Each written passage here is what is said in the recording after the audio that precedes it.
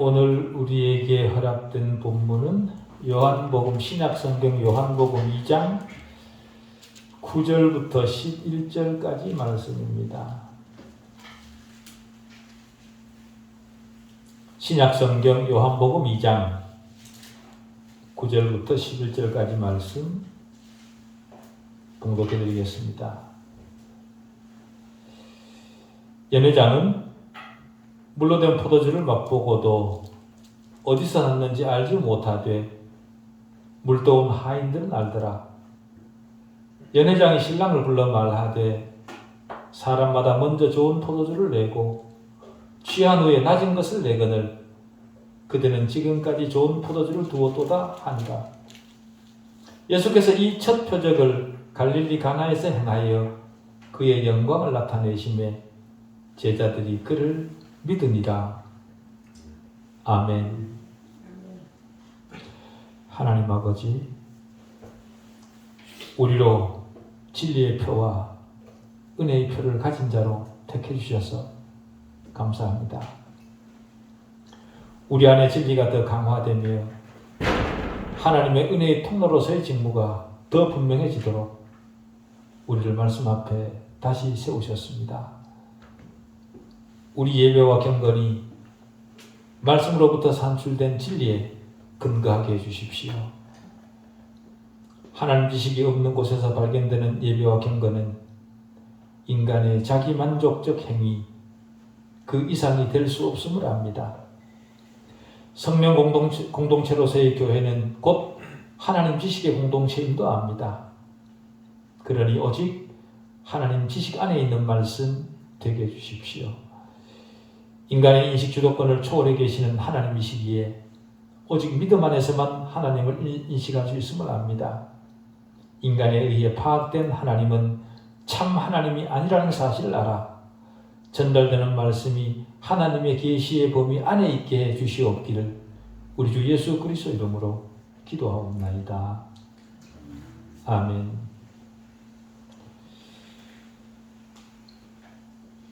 요한복음이 나타내고 있는 단어들 중에 우리에게 굉장한 소망을 주는 단어들이 많이 있습니다. 그 중에서 가장 좋은 단어를 선택하라고 한다면 생명이라는 단어일 것입니다. 그래서 요한복음의 기록 목적도 오직 이것을 기록함은 너희로 예수께서 하나님의 아들 그리스도이심을 믿게 하려 하며 또 너희로 믿고 그 이름을 힘입어 생명을 얻게 하려 함이라. 그렇게 진술합니다. 다시 말해 인간에게 사죄보다 더 절실한 것은 생명이라는 말입니다. 우리에게 생명을 주시는 분이 예수 그리스도라는 사실을 우리로 믿도록 하시기 위해 주님은 기적을 준비하셨습니다. 다시 말해 우리에게 생명을 주시는 분은 주님 자신이라는 사실을 기적을 통해 입증해 주시는 겁니다. 여러분, 요한복음이 가장 강조하는 영생케 하는 그리스도의 생명, 우리는 이 생명을 가졌습니까? 우리가 다 그의 충만한 데서 받으니 은혜 위에 은혜를 라는 이 고백이 나의 고백이라고 정직하게 대답할 수 있습니까? 주님이 공급하시는 영생하는 생명수, 그 생명수를 마신 적이 있습니까? 만약 우리가 그러하다고 대답한다면 우리는 성경이 기록하고 있는 성령의 열매를 맺어가고 있어야 합니다. 세상은 자랑할 만한 것부터 내세웁니다. 그러나 성령의 열매를 맺어가고 있는 사람은 한결같거나 아니면 갈수록 더 좋은 모습을 보입니다. 연회장이 한 말을 다시 생각해 보십시오. 사람마다 먼저 좋은 포도주를 내고 취한 후에 낮은 것을 내거늘 그대는 지금까지 좋은 포도주를 두었도다. 그리스도 안에 있는 생명의 충만함을 가진 사람의 삶은 세상의 방식과 다릅니다. 세상은 위선적이죠.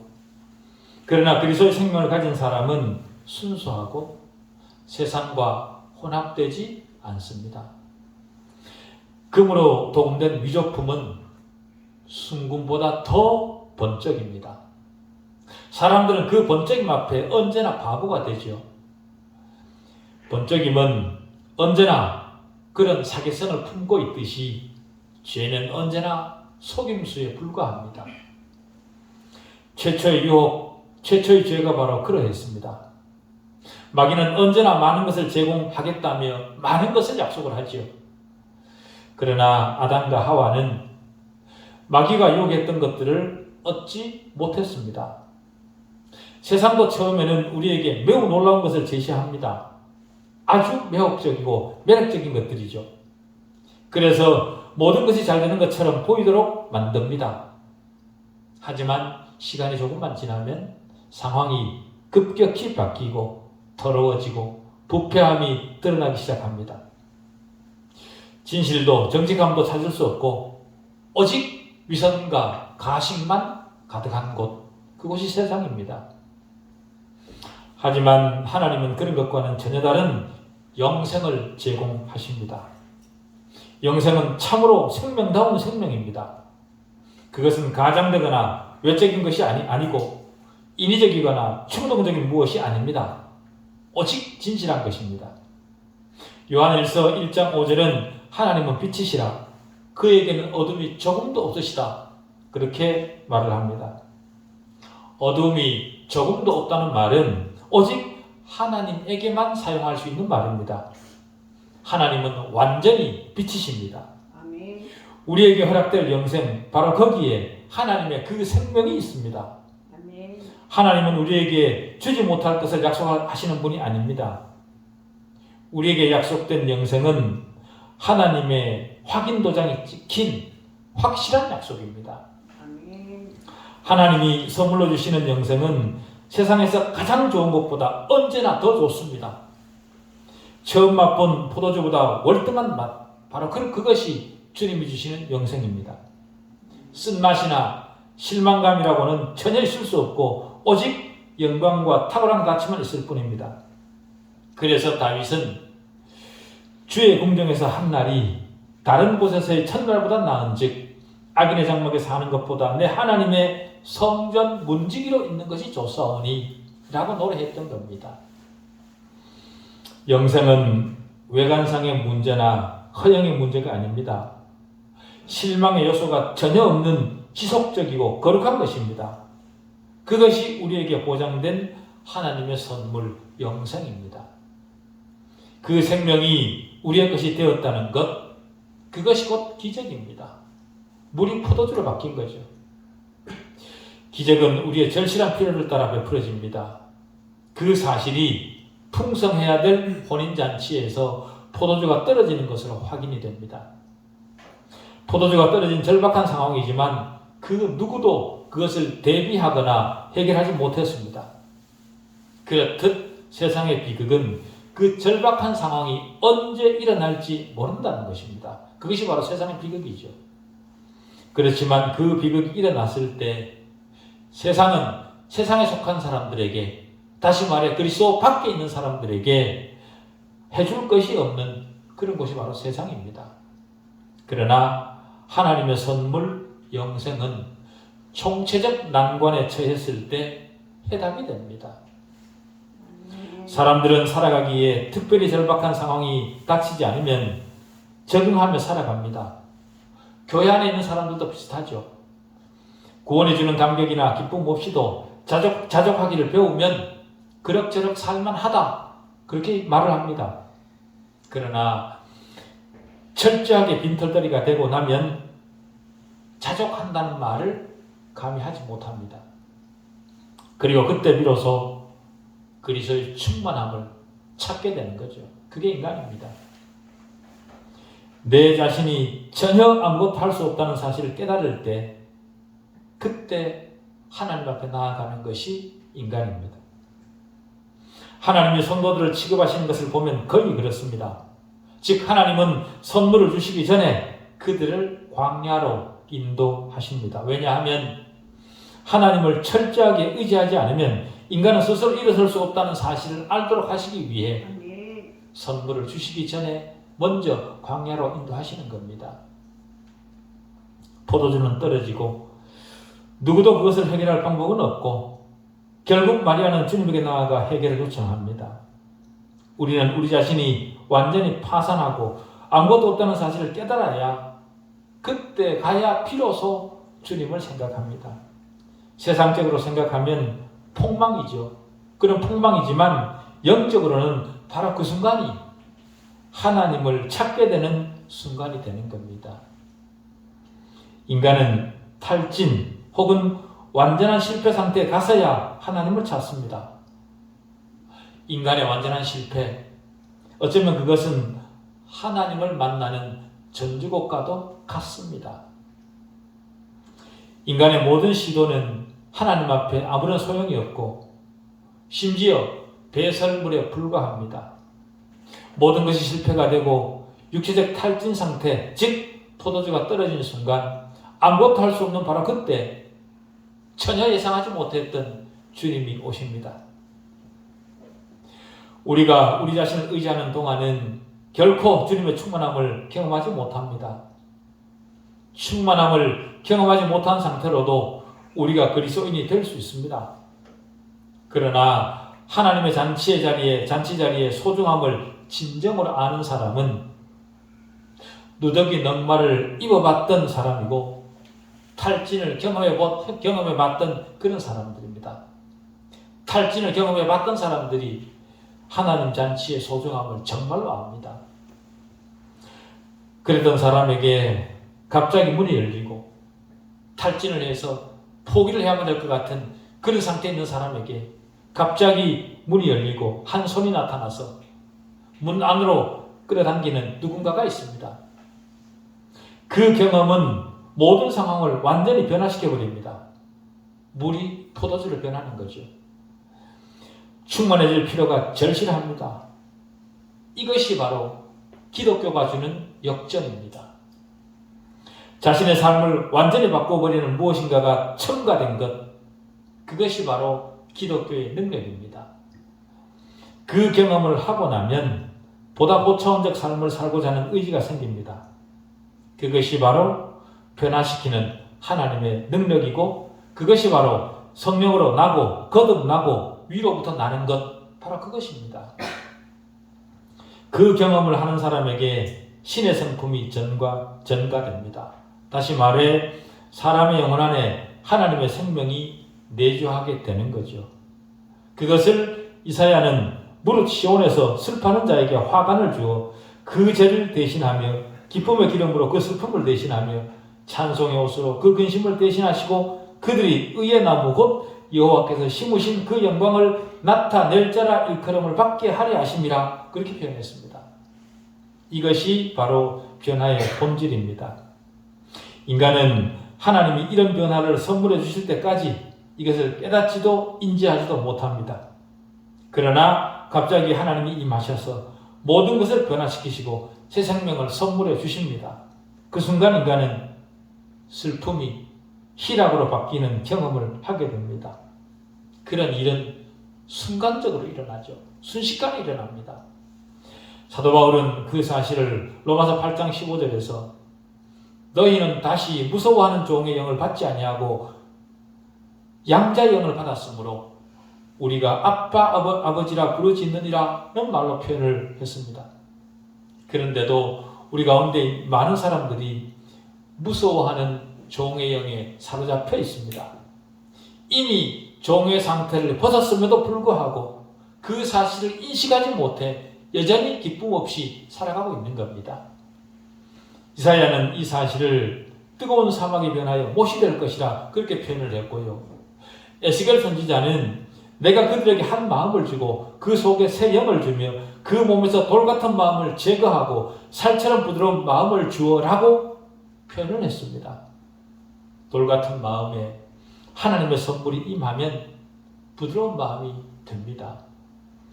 이것을 사도 바울은 더욱 직접적이고 감동적으로 표현을 하죠. 뭐라고 표현하는가 하면 죄와 허물로 죽었던 너희를 살리셨도다, 그렇게 표현합니다. 죽었던 내가 살아났고 거기다가 새로운 생명을 부여받았습니다. 이것보다 더 감동적인 것은 없을 것입니다. 우리가 살아가는 동안 물이 포도주가 된 거죠. 빌립보 감옥의 간수를 한번 생각해 보십시오. 그 간수는 절망의 상태가 되자 자기를 선택합니다. 그러나 그 순간 주님의 음성이 들리고 온 집이 하나님을 믿음으로 완전히 역전이 되죠. 에티오피아 넷이 역시 똑같은 변화를 보여줍니다. 그는 성경을 이해하려고 얼마나 애를 썼습니까? 그렇게 애를 썼지만 그 성경을 이해하지 못했습니다. 그럴 때 빌립을 만나 복음을 듣는 순간 그는 참 기쁨을 얻게 되는 겁니다. 믿음은 이해하는 것이 아니라 깨닫는 겁니다. 우리는 그리스도 안에 있는 충만함을 알지 못한 상태로도 그리스도 안에 있을 수 있고 신자가 될 수 있습니다. 내 죄가 사해졌다는 그 사실만으로도 우리는 신앙생활을 할 수 있죠. 그러나 그것으로 끝이 아니라 그리스도께서 내 자신의 심령 안에 있다는 사실을 우리는 인식해야 됩니다. 거기까지 가야 되는 거죠. 그것이 진짜 믿음입니다. 요한계시록 3장 20절에 가면 볼지어다 내가 문 밖에 서서 두드리노니 누구든지 내 음성을 듣고 문을 열면 내가 그에게로 들어가 그와 더불어 먹고 그는 나와 더불어 먹으리라는 말씀이 있습니다. 우리가 바로 주님과 함께 먹고 마시는 상태까지 가야 됩니다. 이 의미를 알지 못한다면 우리는 주님을 안다 그렇게 말할 수 없습니다. 우리는 주님과 더불어 먹고 마셔야 됩니다. 복되신 주님이 내 마음에 들어오시고 자신이 그것을 알도록 기도해야 되는 것이 우리의 마땅한 일입니다.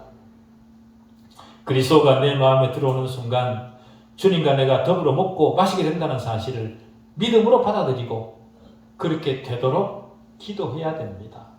그것이 우리에게 가장 급한 일일지도 모릅니다.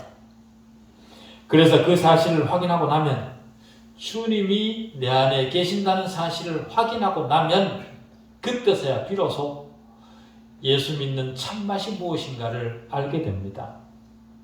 그런 경험은 특별한 사람에게나 해당되는 것이라 그렇게 생각하지 마십시오.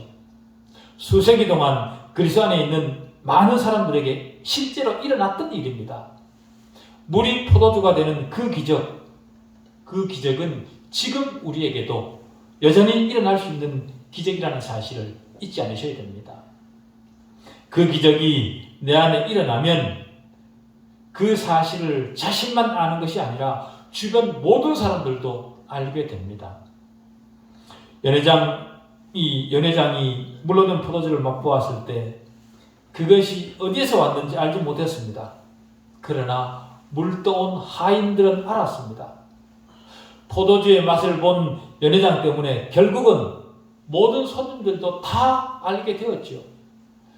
사도행전 2장 마가의 다락방에 모였던 120명의 성도들에게 성령이 임했을 때 그들에게 임한 성령을 그들만 안 것이 아니라 거기에 있던 다른 모든 사람들도 그 사실을 알았고 그것으로 말미암아 기쁨과 감격이 충만해서 다른 방언으로 말하기 시작을 했습니다. 그리고 그것은 결국 예루살렘 전체가 알았고 지금 우리까지도 알게 된 겁니다. 거기다가 주님은 약간의 물만을 포도주로 만든 것이 아닙니다. 두세 통 드는 돌 항아리 6개 그것이 차고 넘치도록까지 바꾸셨습니다. 채우셨습니다. 그것이 바로 주님의 방법입니다. 주님은 충만하도록까지 주시는 바로 그런 분입니다. 주님이 주시는 물은 영원히 목마르지 않는 영생하는 물이죠. 주님은 우리 안에 마르지 않는 우물을 넣어주셨습니다. 그 사실을 우리는 알아야 되고 인지하고 이 땅을 살아내야 됩니다. 오순절에 성령을 부어주시되 충만하도록 부어주신 주님이십니다. 로마서 5장 53절에서 사도 바울은 하나님의 사랑이 우리 마음에 부은 바 되었다, 그렇게 얘기를 합니다. 약간 적시고 마는 것이 아니라 흠뻑 젖도록 주시는 하나님이십니다. 그래서 에베소서 3장 8절은 측량할 수 없는 그리스도의 풍성이라 그렇게 표현하고 있죠. 그 측량할 수 없는 그리스도의 풍성을 경험하셔야 됩니다. 그렇게 되도록 기도하십시오. 에베소서 3장 19절도 그 너비와 길이와 높이와 깊이가 어떠함을 깨달아 하나님의 모든 충만하신 것으로 너희에게 충만하게 하시기를 구하노라, 그렇게 말합니다. 그냥 얻어지는 것이 아닙니다. 구해야 얻어집니다. 하나님이 주시는 충만함에는 제한이 없습니다. 하나님의 충만하심은 성경의 모든 기록자들의 한결같은 증언입니다. 바로 이런 충만함을 가나 혼인잔치에서도 보여주고 계시는 겁니다. 보여주시는 이유가 무엇이겠습니까? 너희 마음에도 그렇게 하실 수 있다는 사실을 보여주시는 거죠. 하나님의 충만함은 어떤 특별한 사람에게만 일어나는 일이라 그렇게 생각하지 마십시오. 완전히 절망적인 사람에게 채우시는 하나님의 능력입니다. 포기해야만 될 것 같은 그 절체절명의 순간에 역전을 시키시는 분이 바로 우리 하나님이십니다.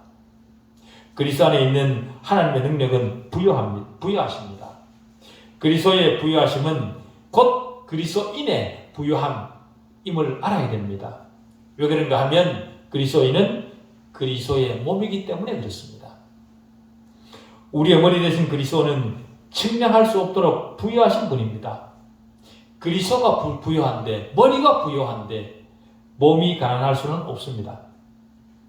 그럼에도 불구하고 자신이 그리스도의 몸이라는 사실을 인식하지 못하고 가난하게 전전긍긍하며 겨우 신앙을 이어가는 사람들이 있습니다만은 그것은 부끄러운 겁니다.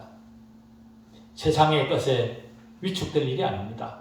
우리에게 있는 그리스도의 부요함, 그 부요함을 알면 내가 지금 처한 처지가 어떠하든 우리는 넉넉할 수 있습니다.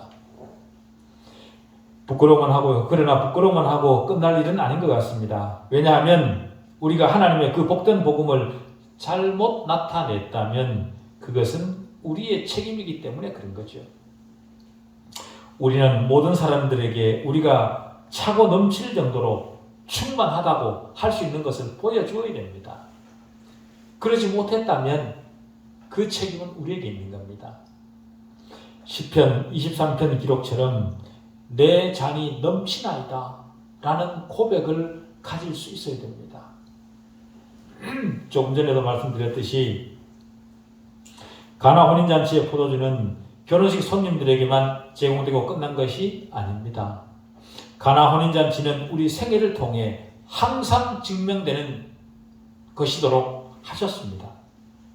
잔치 마지막까지 좋은 포도주가 제공되도록 약속받은 우리입니다. 어쩌면 우리 그리스도인은 시작보다 끝이 더 충만함으로 보장된 그런 사람들이라 그렇게 말할 수 있습니다. 우리 그리스도인도 광야를 지날 때가 있죠. 그러나 그리스도인이 걷는 광야는 곧 끝이 옵니다. 머지않아 다시는 사망이 없고 애통하는 것이나 곡하는 것이나 아픈 것이 없는 새하늘과 새 땅이 약속되고 보장받은 그런 사람들이 바로 저와 여러분입니다. 그럼에도 불구하고 광야를 걷는 이 시간이 전부인 것처럼, 이 땅이 내 삶의 끝인 것처럼 그런 인상을 주어서는 안 된다, 그 말이죠. 겉모습만 내가 거듭난 자인 것처럼 그렇게 가지라는 것이 아니라 그리스도의 충만을 참으로 가지라는 겁니다. 내 속에. 그러면 참으로 가진 그 충만이 저절로 우러나옵니다. 눈은 여전히 세상을 바라보면서 터벅터벅 폐장변처럼 그렇게 걸어서는 안 되는 사람들이 바로 저와 여러분들입니다. 그리스도인 안에는 하나님의 영광의 충만함이 이미 전달되어져 있습니다. 우리 안에는 하나님의 충만함이 이미 들어와 있습니다. 자기 안에 있는 그 충만함을 인식하고 힘을 낼 수 있도록 여러분 안에 제공된 믿음을 동원하고 기도 앞에 자신을 세워야 된다라는 거죠. 기도는 그리스도인이 다 이해하지 못하는 하나님의 신비한 능력을 경험하게 합니다. 하나님은 하나님 자신의 능력을 기도하는 사람에게 드러내 보여주십니다. 왜 그런가 하면 기도라는 방편을 통해 하나님은 자신의 능력을 나타내 주시기로 결정하셨기 때문에 그렇습니다. 저 사람에게 능력이 필요하다는 사실을 몰라서 하나님이 안 주시는 게 아닙니다. 하나님이 그 사람에게 능력을 주시기로 한 것은 기도를 통해 주시기로 하시겠다라고 결정하셨기 때문에 우리는 하나님의 그 결정을 따라 기도해야 되는 겁니다. 그럴 때 우리는 우리가 필요한 것들을 얻을 수 있습니다. 우리는 흔히 지나간 시간들을 아쉬워하면서 다시 내게 젊은 시간이 온다면 이라는 가정을 종종 합니다마는 오늘 본문을 통해서 보면 잔치 마지막에 더 좋은 포도주를 주셨다는 사실, 그것을 우리는 기억할 필요가 있습니다. 그런 의미에서 인생이란 시간이 지날수록 더 좋아지는 것이라 그렇게 말할 수 있겠습니다. 왜냐하면 시간이 지날수록 더 좋은 것을 주시는 하나님이시기 때문에 그렇습니다. 하나님은 마지막에 더 좋은 것을 주시는 분이십니다. 그 사실을 믿으십시오. 시편 92편 12절 이하에 이런 말씀이 있습니다. 의인은 종려나무같이 번성하며 레바논의 백향목같이 성장하리로다. 이는 여호와의 집에 심겼으며 우리 하나님의 뜻 안에서 번성하리로다. 그는 늙어도 여전히 결실하며 진액이 풍족하고 빛이 청청하니라. 그렇게 얘기합니다. 우리 기억은 흐려지고 우리 몸은 낡아지고 있지만 하나님 안에서의 영생하는 생명은 더욱 풍성해집니다. 지금은 거울로 보는 것처럼 희미하지만 우리의 영적 생명은 점점 깊어지고 증대되어집니다. 그래서 결국 얼굴과 얼굴을 대하여 보게 될 그때 가면 충만하게 온전한 것을 보게 되는 거죠. 이 사실이 우리에게 용기를 주고 확신을 줍니다. 그렇기 때문에 우리는 그리스도를 더 찾게 되는 거죠. 찾아야 됩니다. 사도 바울은 빌립보서 3장 12절에서 내가 이미 얻었다 함도 아니요 라고 했습니다. 물론 그렇습니다. 아직 우리는 결승점에 도달하지 못했기 때문에 온전히 이루지 못한 것은 당연합니다. 그러나 그리스도 안에 있는 생명의 영광스러움을 향해 달려가고 있는 그런 우리이죠. 그러니 뒤를 돌아보지 마시고 지금을 생각하고 앞을 보고 달려가시기 바랍니다. 빌립보서 3장 13절 이하에 뒤에 있는 것은 잊어버리고 앞에 있는 것을 잡으려고 표대를 향하여 그리스도 예수 안에서 하나님이 위에서 부르신 부름의 상을 위하여 달려가노라고 한 이 사도 바울의 고백이 바로 우리 고백이어야 됩니다. 갈릴리 가나에서 행하신 첫 번째 표적에는 많은 교훈들이 있습니다. 그 많은 교훈들은 우리 신앙생활이 영광스러운 충만함에 대한 가능성을 볼 수 있도록 우리 눈을 뜨게 해주는 하나의 그림들입니다. 그리스도 안에 있는 생명은 부분적으로 알아도 되는 것이 아니라 얼굴과 얼굴을 맞대고 온전히 알도록 해야 하는 생명이고 온전히 채워지되 영광스럽게 채워지고 주님처럼 될 때까지 계속 발전하고 성장해야 되는 그런 생명입니다. 바로 그 생명을 온전히 가질 수 있는 지혜를 달라고 기도하시는 남은 신앙 되시기 바랍니다. 기도하시겠습니다. 하나님 아버지,